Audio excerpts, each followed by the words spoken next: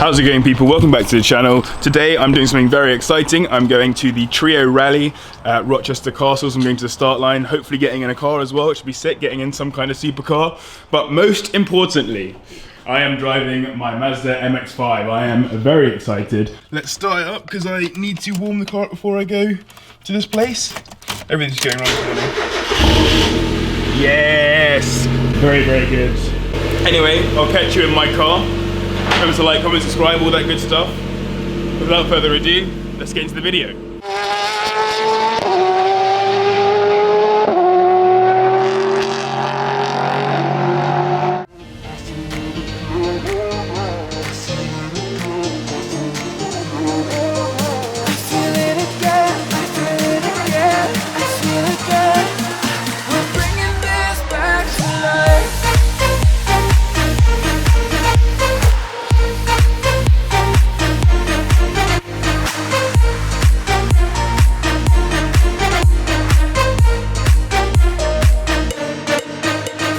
So as you will have seen from the preceding B-roll, there are some pretty ridiculous cars here.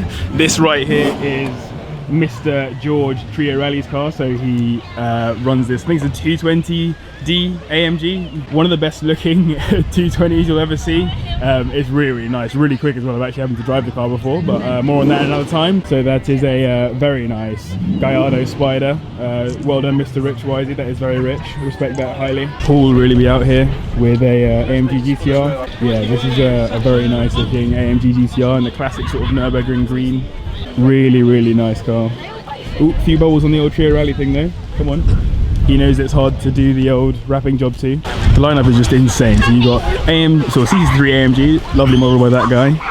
A Performante LP 570. I think it's a TTRS, but I don't know if it's actually a RS or not. Mustang, obviously. Massive props to George for putting this event on. I mean, like, it is super, super sick. I believe all these cars are going to be driving out of here, heading down towards the coast, and then all the ones that have Trio Rally stickers on them will carry on all the way to do the rest of the rally, basically. Very nice 675 LT. Spider, obviously. BMW M4, very chilled. And then this massive Stingray, which is so big. Have a look at these rims. Oh, dog. Okay, look at the size of these. It's just insane. Massive, massive rims. I can't even tell you how big they are. One other super cool thing about this car is if you jump inside, I'm getting away with some photographers at this point in time. It looks like it has NOS or some ridiculous thing in there. I have absolutely no idea. But yeah, absolutely ridiculous to see. Lamborghini Huracan LP610, very, very nice. Spider, obviously, you do like that. A Urus, obviously splitting opinions in terms of who actually does and doesn't like it. And then this, which is, as it says by the number plate, just a TT, and apparently I'm going in this later. So I get a nice little drive down towards the coast, I think. There are some more ridiculous cars over here. Sorry, I'm not very good at vlogging. This is kind of me out of my natural habitat, so apologies if this is all drivel. AC Cobra. Can't tell you if it's a real one or a fake one, but I know that it's an AC Cobra. Another GT3 RS. It's just incredible what George has managed to achieve by getting these cars together. I'd love to tell you a little bit more about each of the cars individually and go through it, but I mean, if you want to do that, go through some of my older videos, because right now I'm just so surrounded by ridiculous cars I don't really know what to say or do. Someone's causing carnage, someone is being a hooligan. I mean, clearly I'm not very good at walking around talking about cars, but one thing that I think I am good at is professing my love for this event. I actually think that what George, Mr. Trio Rally, is putting on here is really, really cool. What I like about it is if you look around, everyone is standing by cars, chatting about their cars. There's like a really, really good turnout of people here. Everyone is super nice. I've chatted to loads of people already.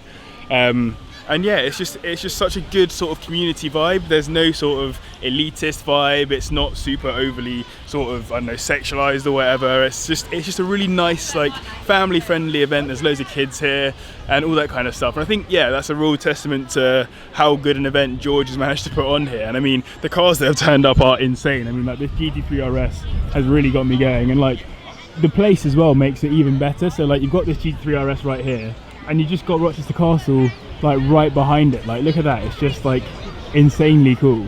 I just think that's like a real testament to George's success with this event, and I really hope for his sake that it carries on to grow really, really well into the future. Anyway, enough of me chatting my love for this event and all that kind of stuff. Let me try and talk you through a couple more cars. Just spotted a car that I want to go and have a look at. think it's a Dodge Viper. Can't actually see from here, but it looks pretty sick. That is good. So obviously the rally's called the 3 Passes Rally. Got the 2 RCs over here. Respect that very highly. But yeah, rarely ever see these. This is a Dodge Viper GTS, in fact, and looks pretty aggressive with the old Trio Rally stickers on it. But more importantly, it's just not very often that you see one of these actually on the road. So yeah, very, very cool to see. Absolutely massive bonnet. You can't actually get a real perspective of how big that bonnet is until you see it in person. Like honestly, that thing is huge, and I absolutely love the leopard print seat belts. So if you can catch those on the camera, try and get a bit closer whilst he's opening the door. So yeah, there's some leopard print seat belts in there, which is carnage. Yeah, really, really cool to see some of the cars out here at the rally. So I've talked about a lot of cars today, but one thing that I haven't seen very many of is Ferraris, and this is actually the only Ferrari here, which is quite interesting. But yeah, very, very nice spec on this one. Very cool number plate first and foremost, and then obviously the black on black with the yellow features as well. So kind of bringing out the yellow there. Well done, Mr. Toby Driver. Obviously the yellow calipers as well. Very, very cool spec. Inside the car as well. Oh, in fact, just clocked it. It's got a child seat in the car. It's pretty nuts, but also obviously all the yellow stitching and trimming there. Yeah, very, very cool. I do like that spec. That is a little bit of me, and obviously the open engine bay.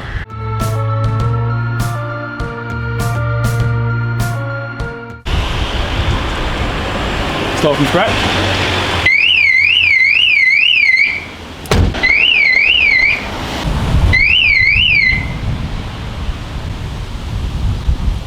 I literally am lost. Right, so we are now leaving the Trio Rally. I was supposed to go away in someone's car, but no worries there. Instead, I can do a first drive video in this, and I can do it whilst I'm trying very hard not to scrape my alloys on these curbs. So I have obviously driven the car before. I drove it all the way down here to Kent, which is about an hour drive away from my house. But I thought I'd give you a few little thoughts on how the car handles and how it drives. So on the motorway, it's actually really chilled. One really good thing is that even in 5th gear, it pulls quite nicely, so you can get from sort of 60 to 70 super quick and whatever other speed you want to do. So yeah, it's very, very easy to get up to speed nice and quickly.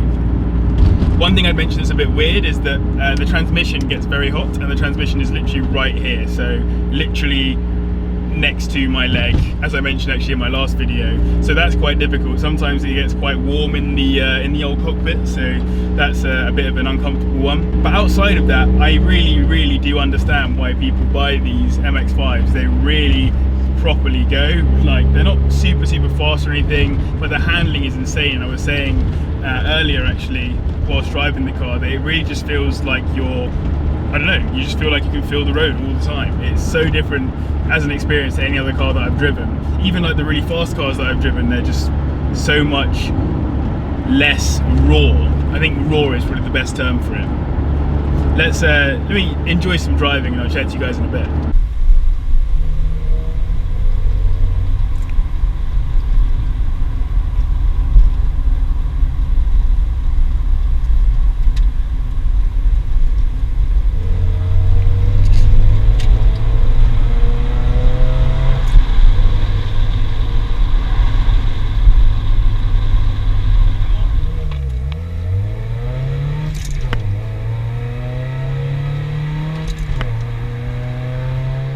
Okay, so let's talk through some of the bad things about this car in terms of stuff that it's not bad, it's just stuff that I'm a little bit less enjoying maybe. So the gearbox is really cool, it's really, really short, so it's got this short little stubby shifter, which is quite nice, but it's very hard to find 3rd gear sometimes. You go 1st, 2nd, nice and easy, but then you go to 3rd and it just doesn't want to find it.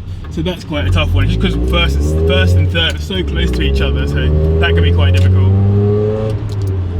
Another weird point about this car, or something that's maybe less good, is the fact that the brakes are awful. Even though it's got these massive disc brakes, they just really don't work.